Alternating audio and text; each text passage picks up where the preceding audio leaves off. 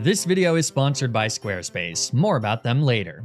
I did a hardcore Nuzlocke of Pokémon Emerald using only bug-type Pokémon, but this ain't no ordinary cartridge of Pokémon Emerald, no sir. This is a special version of the game handcrafted by my Uncle Jimtendo that replaces Mudkip with the far superior water-type Surskit. Just look at the little fella, so cute.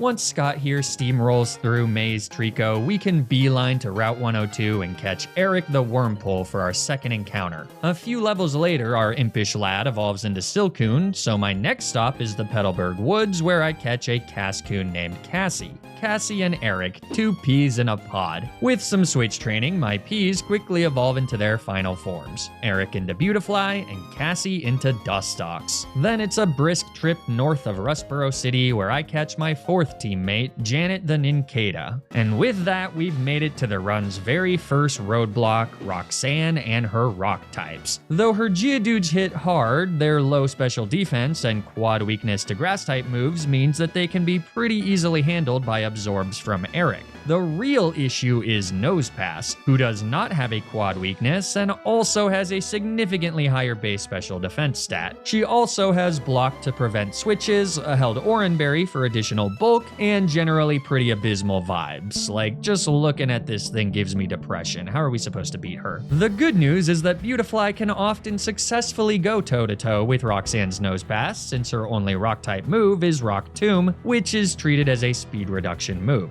The bad news is that it still depends a lot on Beautifly's IVs, and almost always requires a good deal of luck. Regardless, it's our only real play here. So let me ask you something, Eric. Are you a fighter or a punk? Against Roxanne's first Geodude, we get the clean KO with an Absorb. The XP from nuking Geodude number 1 gets Eric to level 16, which is fine since the level cap ends at the start of the battle. With that slightly added power, Geodude is now a guaranteed KO, but I first set up a Harden here to ensure that we can better take a few hits from Nosepass. The result is eating a hard Rock Tomb from Geodude, but since it doesn't crit, Eric is safe to outspeed even after the speed drop and take the KO with an Absorb, getting my little Lepidoptera back to nearly full HP. Now, as Nosepass comes out last, the interesting thing here is that with that speed drop from Rock Tomb, we're actually speed tied, meaning that there's a 50-50 chance that either of us will move first. However, my understanding is that Pokemon AI usually reads speed ties as them being faster.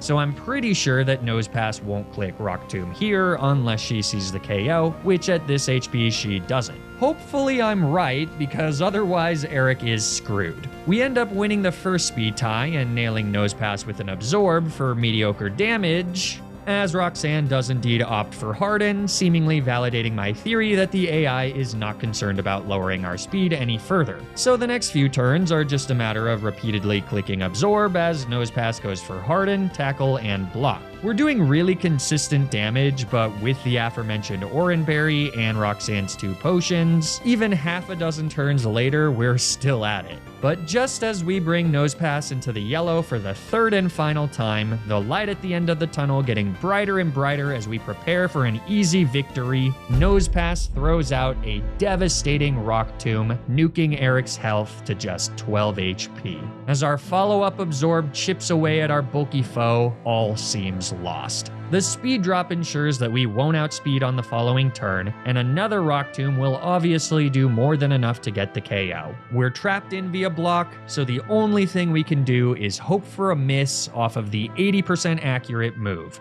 Anything else, and Eric is dead.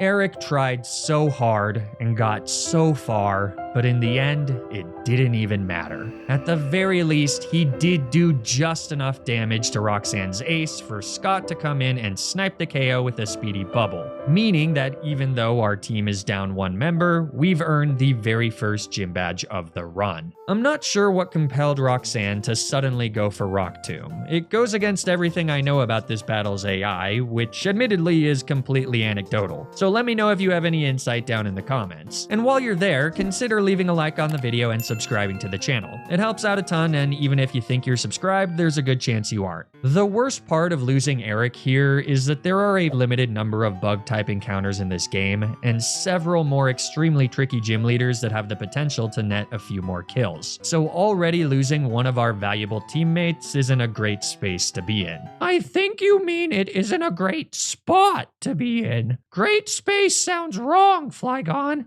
Oh yeah, you're right. Thanks, Garchomp FJ.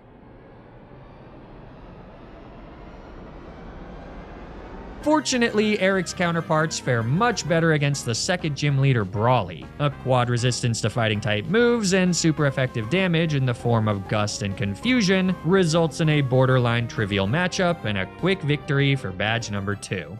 After delivering Mr. Stone's letter to Steven, we can make our way to Slateport City, and soon after that to Mauville City, where the third gym leader, Watson, awaits. As usual, his team is a massive pain with very few reliable answers into his Magneton and Manette trick. Though fortunately, we can get 2 more encounters. The first is an Illumise named Hope, who's aptly named given her ability to support the team with Charm, Wish, and at level 25, Encore. Hope here is sure to be an extremely valuable and irreplaceable member of the team. I look forward to our long and fruitful friendship. The second encounter is Hope's male counterpart Volbeat, who has a tragically low encounter rate of 1% for seemingly no reason, since Volbeat kind of sucks. In fact, finding one of these little pests takes so long that I actually end up encountering a shiny Illumise. So... Wait, Flygon, you can't be serious. Are you really gonna release the old Hope so that you can use a new Hope?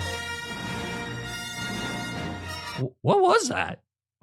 Okay, well, anyways, think about what you're doing, Flygon. You're willing to abandon your Pokemon as soon as a cooler, shinier version comes along? I mean, I know there's such thing as the shiny clause, but doesn't replacing your Pokemon, throwing it away, doesn't that go against the core tenets of Nuzlocking? Isn't the emotional bond between trainer and Pokemon the reason you started doing these challenges in the first place? And you already did it.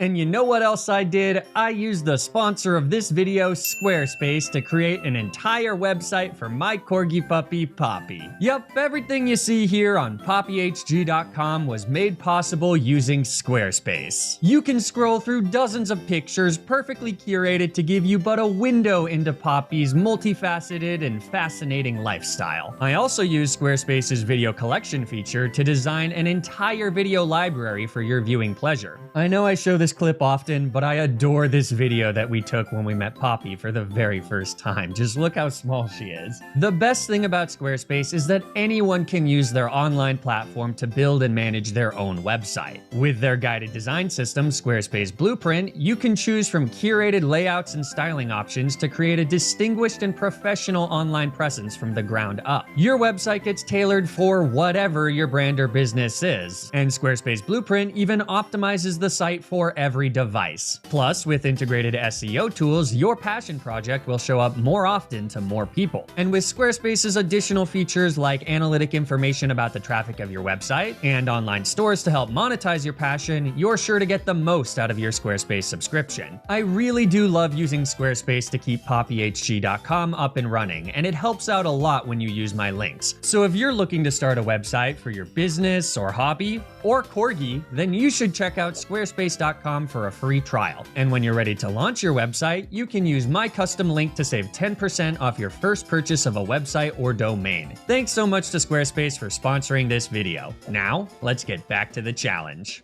Despite the low encounter rate, it actually isn't that long until I find Darren the Voltbeat, so we officially have the numbers advantage against Watson. Now, even though Janet can evolve before the level cap, I decide to keep her as the part ground type Nincada so that we have an electric type immunity. Despite an insane speed stat, I don't think that evolving Janet into the part flying type Ninjask would help very much against Watson's team. Use me.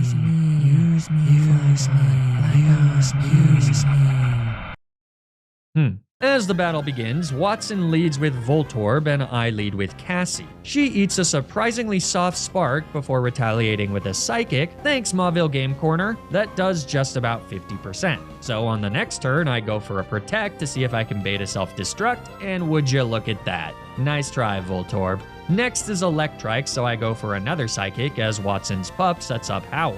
Then I use Gust, intentionally not going for the kill as Electrike hits a soft Shockwave. This is so that Watson uses one of his 2 Super Potions here instead of on Magneton, which is sure to be a massive problem. After bringing Electrike back down into the yellow with another Psychic, I try to see if Watson will use another Super Potion if I bring him back into the red with another Gust, but unfortunately he doesn't. It's not the end of the world though, because a Moonlight means that we can take the kill with about as much HP as we would have had anyways. So third is Magneton, and with Scott's Bubble as the only way that we can hit him for even neutral damage, this is gonna be rough. For now, my best play is just spam Psychic with Cassie, who kicks things off with a bang by landing a critical hit. Though now that Magneton manages to paralyze us with a Thunder Wave, things get even trickier. I do my best to heal with Moonlight so that Cassie stays relatively safe as we whittle away at Magneton. Some early fortune means that we're able to burn Watson's final Super Potion, but eventually Magneton manages to connect with a Supersonic, forcing me to switch out to Darren on a Sonic Boom. Perhaps foolishly, I go for a Tail Glow to boost our special attack.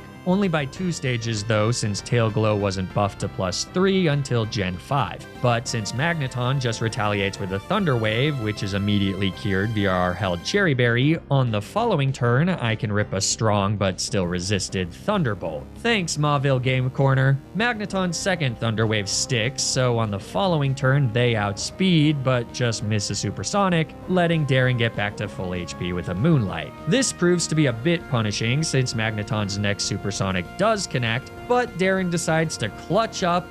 Never mind. Well, on the next turn, he eats a Shockwave and then clutches up by breaking through confusion and connecting with a probably needless critical hit Thunderbolt for the KO. The XP from finally taking out the trio of magnets means that Darren grows to level 25 and learns Signal Beam over Tail Glow. All that remains is Manectric, so my first order of business is to hit a Thief. Now, I kinda forgot that Darren was still confused, but I go unpunished as he once again hits through confusion and gobbles up our foe's Citrus Berry. Next is a switch to Hope on a surprisingly strong Shockwave, so we're gonna need to dodge a crit here, but it's crucial to get off a Charm. The idea is that with a few attack drops from Charm, Janet, who's immune to Shockwave, will be able to shrug off Manectric's quick attacks and take the kill. Admittedly though, Janet doesn't hit hard by any stretch of the imagination, so first I decide to switch to Cassie to hopefully do just a little bit more damage. Shockwaves hit hard, but without any crits, she fires off a Psychic. And speaking of crits, that all but seals the deal. On the next turn, I bring Janet in on a Shockwave, and after shrugging off a soft quick attack, we take the KO with a Compound Eyes boosted cut. Just like that, we've defeated Watson completely deathless. And what better way to celebrate Janet taking the final KO than by letting her evolve into the speedy assassin Ninjask. So now the team is Oh, hey there, little fella. Aw, I mean, you know, I'd love to use you, but Shedinja is almost always banned in Nuzlocke on account of how unbelievably broken Wonder Guard is. What,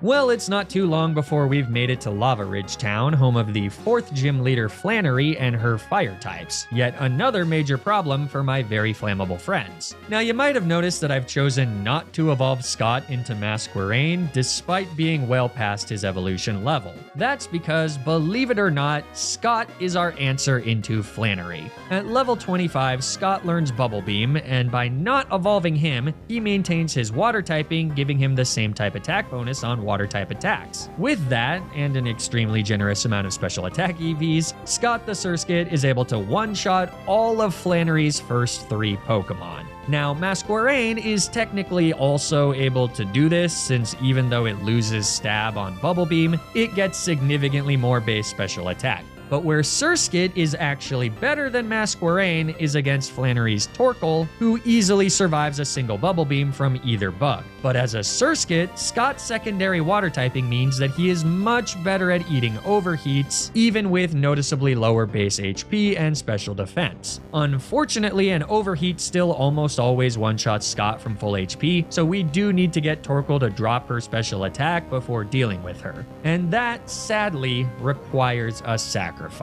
The only question is who?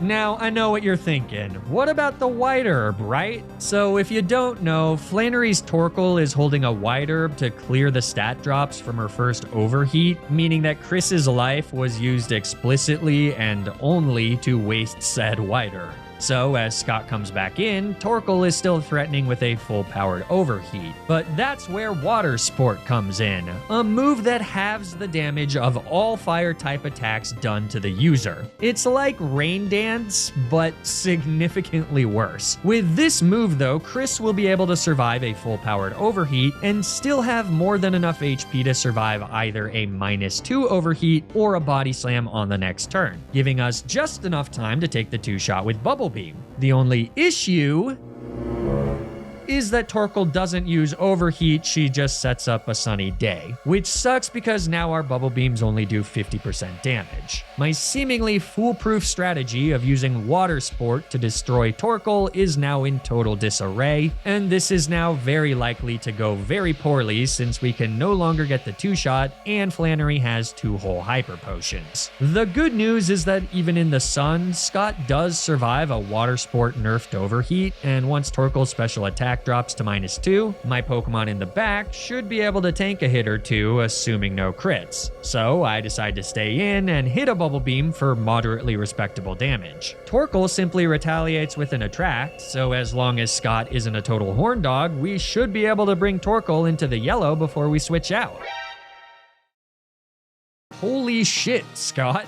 That's badge number 4, I guess. And like Cassie before him, Scott celebrates his victory by evolving into Masquerain. Fortunately, there are virtually 0 fire-type attacks for the entire rest of the game, because finally getting access to Masquerain will be extremely important as we continue our journey. Next stop is Petalburg City, but on the way I head to Mirage Tower to pick up the Claw Fossil, which I revive into Hank the Anorith. Real cool Pokemon here, it'd be a shame if it had one of the worst level-up movesets I've ever seen. Speaking of Woats, it's time for the fight against Norman, but dear old dad is about to get a crash course in the unstoppable power of Janet the Ninjask. A Swords Dance against Spinda with a Persimberry to cure the confusion from Teeter Dance means that we can get a clean KO with Return on both the Dancing Bear and the Vigorous Sloth. Against Lanoon, Janet sets up another Swords Dance before eating a Slash and then taking her 3rd kill with her 3rd Return. Slaking is Norman's ace, but with a Dig Tech, we can perfectly play around Truant and get an easy kill just a few turns later. So with 5 gym badges, we arrive in the treetop city of Fortree, where Winona's flying types lie, waiting to make a quick meal of my hapless little bugs. But this fight is deceptively not that hard thanks to Scott. Now that he's a Masquerain, he can learn Ice Beam, which instantly nukes Swablu and Tropius. Winona's 3rd Pokemon, Pelipper, won't go down in one shot, so I switch to Darren on a Whiffed Protect, meaning that our luminescent lad is at full HP as he zaps the Time Waster out of the sky with a T-Bolt.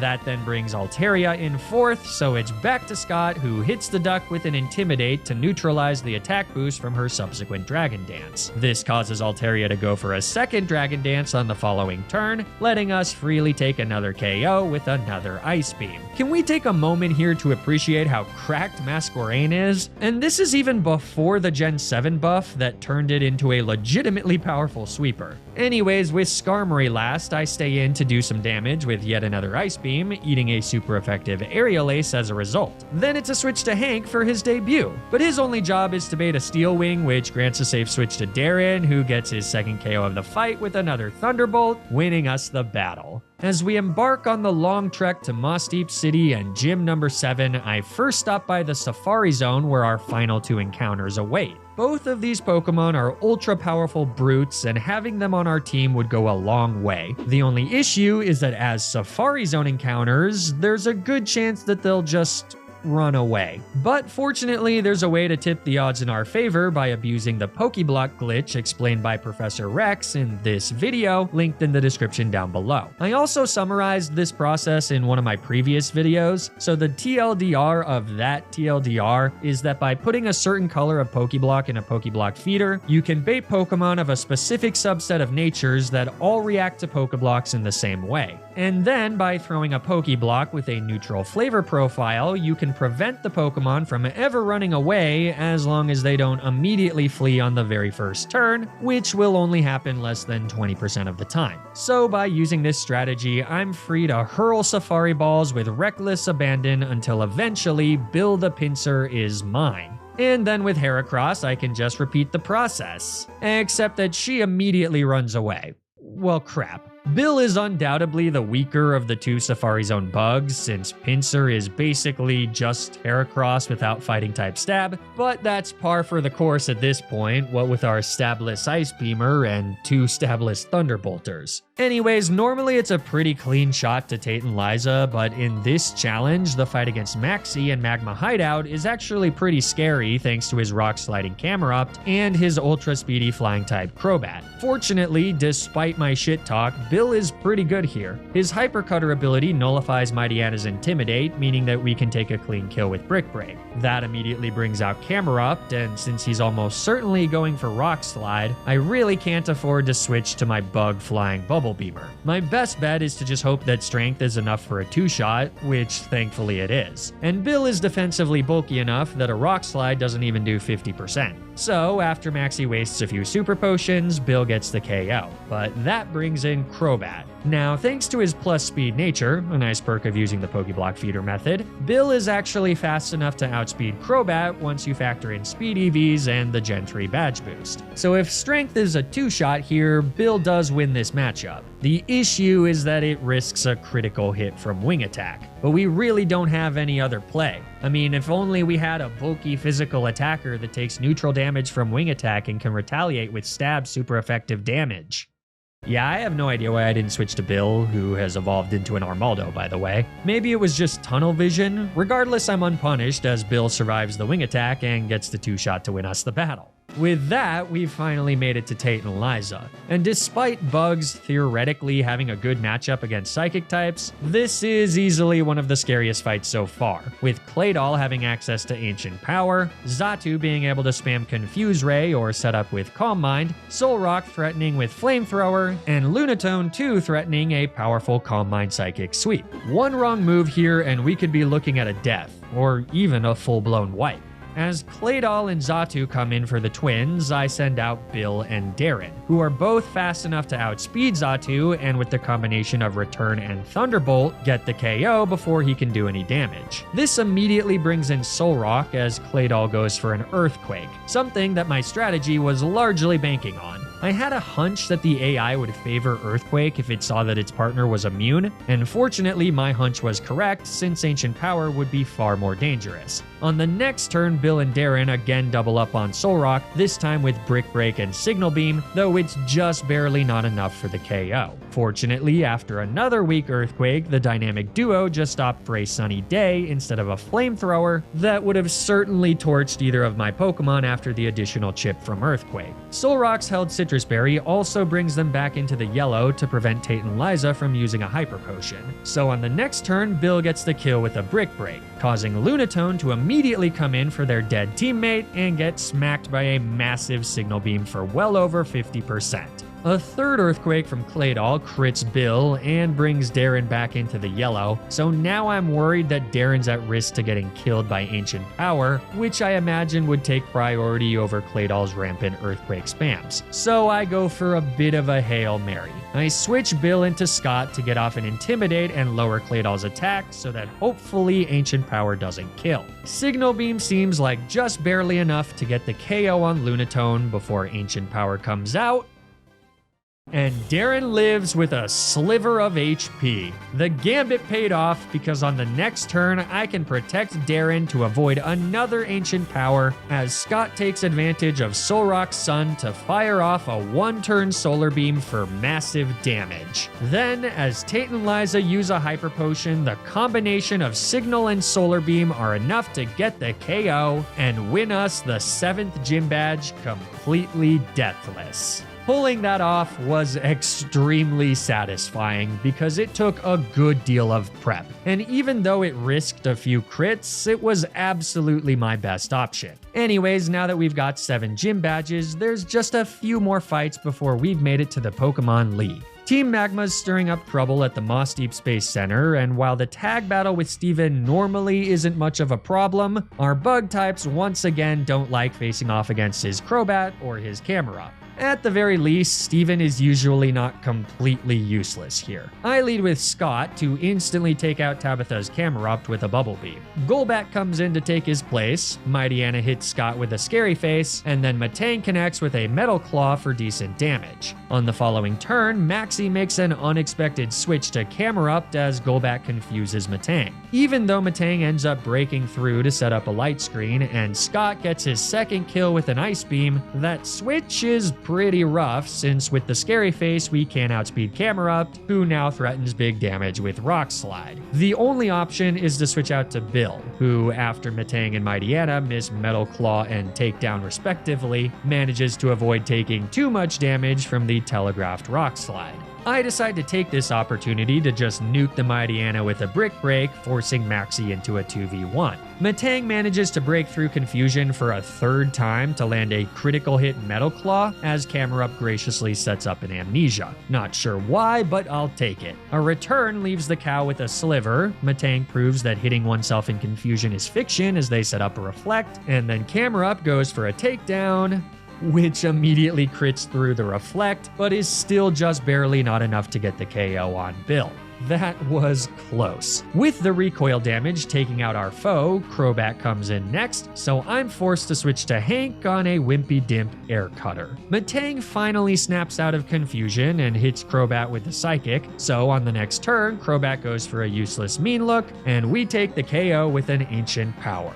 That just leaves the previously switched out Mightyena, but with a Rock Tomb and a Metal Claw, the Black Dog leaves the field with his tail between his legs, and we've defeated Maxie's problematic team for the last time. Now, Archie also has a Crobat, but since he doesn't also have a Camerupt, Bill is completely safe to just eat one Wing Attack and take the 2-shot with Return. Mightyena and Sharpedo are both one-shot by Brick Break, so a swift victory is ours. After Rayquaza breaks up the kerfuffle between Kyogre and Groudon, hey guys, come on. Don't fight over me. We're free to challenge the 8th and final gym leader, Juan. He's not exactly the easiest matchup, but he's nowhere near the worst either. Darren is able to immediately delete Love Disc with a Stabless Thunderbolt. Imagine this little guy's power if he were part electric type. Since Whiscash comes in second, I bring in Scott, who after some obnoxious Weather Wars and Amnesia spam, takes the kill with a few Solar Beams. As Celio comes in third, I switch back to Darren on an Aurora Beam. Then I use Tail Glow for a special attack boost as Celio's Body Slam brings us into the yellow, activating our Citrus Berry. A Paralysis there would have been rough, but without it, Darren is free to hit a Thunderbolt for the KO. As Crawdaunt comes in fourth, I gamble with a second Tail Glow, hoping that Crawdaunt does something stupid, And he does. Leer is a complete waste of a move since Juan has gone with the entirely special Crawdon set. Thunderbolt now eviscerates the crayfish, leaving Juan with nothing but his stupid double-teaming Kingdra. I go for a massive +4 Thunderbolt, but it's just barely not enough for the KO, meaning that Kingdra can fire off a nasty Ice Beam that Darren easily survives. And even though Juan heals with a Hyper Potion, Darren's got places to be, so he cuts this party short with a critical hit Thunderbolt for the clean KO. That right there is all 8 gym badges, baby. And after a short trip through Victory Road, my team of bugs has made it to the Pokémon League. Just 5 fights lie between us and the Hall of Fame. As we prepare for the Elite Four, one of my 7 teammates is gonna need to sit this one out. And believe it or not, we're actually benching Hank. Wallace is by far the biggest threat to our team, and since he's got no business playing with water types, Hank's gonna have to settle for cheering from the sideline. So with that, let's see if we've got what it takes to become champions of the Pokémon League. I'm gonna be blunt. The first 3 members of the Elite Four are completely decimated by the Swords Dance siblings. Bill doesn't even need a boost to slice through Sydney's dark types like 5 perfectly cooked fish fillets. Janet can set up a free Swords Dance against Phoebe's lead Dusclops as she goes for Protect, and then sweep through with physical Shadow Balls or an Aerial Ace in the case of Sableye. Then against Glacia, it's back to Bill, who sets up a Swords Dance against Celio as she goes for Hail, before we once again sweep our foe's entire team with Brick Breaks. Kinda cheap, but whatever.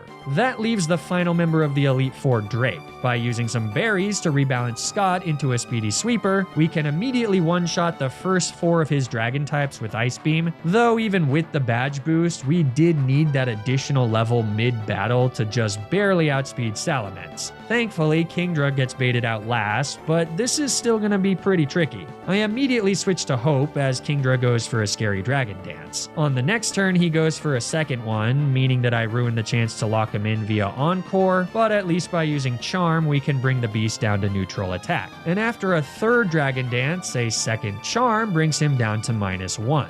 With that, Kingdra decides to switch to Surf, making my attempt to lock him into yet another Dragon Dance via Encore a bit of a misplay since Surf is by far our foe's best move. So now it's time to dodge some crits. I switch to Scott on another Surf, and then take a second hit, which thankfully doesn't crit, thereby letting us set up a sunny day. After our Citrus Berry activates, I decide to risk another crit to fire off a Solar Beam for a little less than 50%. Then it's a switch to Bill. In the sun, he survives the 2 Surfs needed to fire off a massive return, but it comes just shy of the KO, meaning that Drake is free to heal as a second return brings the beast back down into the yellow. As my only answer to Wallace's Tentacruel, I can't risk Bill to a crit here, so I decide to switch to Cassie. As if to validate my caution, she does get crit on the switch, but a Citrus Berry means that she should survive a second Surf, though now that his Encore has ended, Kingdra just goes for a Dragon Dance. So Cassie nails a nasty Sludge Bomb, which once again doesn't get the KO. But now that Drake uses his second and final full restore, Cassie takes the opportunity to connect with a Toxic,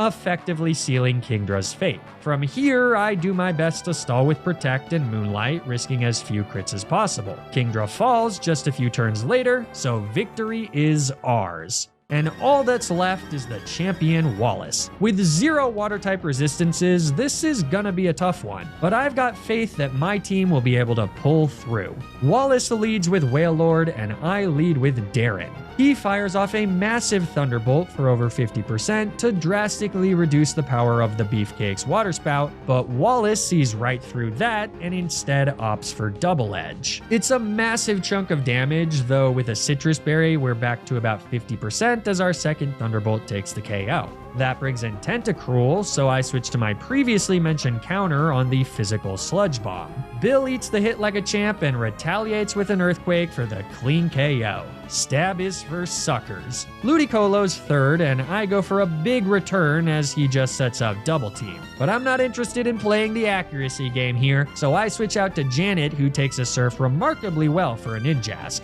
With an Aerial Ace, she's free to hit through Double Team and get the super effective kill. With that though, Wallace sends in his mighty ace Milotic. He's got an insane amount of bulk, and without any way to one-shot him, this is gonna require some sacrifice. I start by baton passing to Hope on an Ice Beam. With the speed boost from Janet's ability, Hope is free to outspeed and hit a Thunderbolt for just a little bit of damage.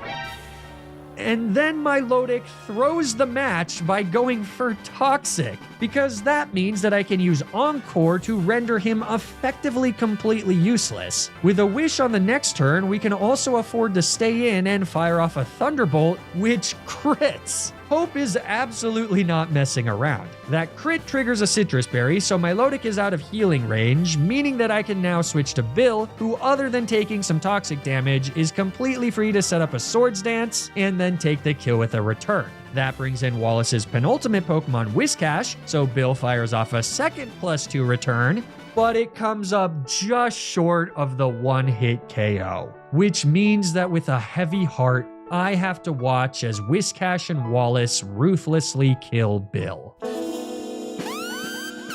The potential for a deathless Pokemon League has been vanquished, but we can still avenge Bill by becoming champions. I bring in Scott, and as Wallace uses the first of his, 17 full restores, I take the opportunity to set up a Sunny Day. This means that on the next turn, Scott is free to nuke Bill's murderer with a Solar Beam, bringing Wallace down to his final Pokemon, Gyarados. So I switch back to Hope on a Surf for some reason. I really don't know why. You'd think Gyarados would have gone for a Dragon Dance there instead of a half-power Surf, but I guess not. Fortunately, Hope somehow still has her Citrus Berry, which activates and ensures that we can Encore Gyarados into Surf, which in Scott's Sunny Day is doing basically nothing. So then it's a switch to Darren. As the sunlight fades, Darren's not guaranteed to get the KO with Thunderbolt, so I decide that the best decision is to first go for a Moonlight, which recovers just enough HP that another Surf shouldn't kill, at least without a critical hit. But with that,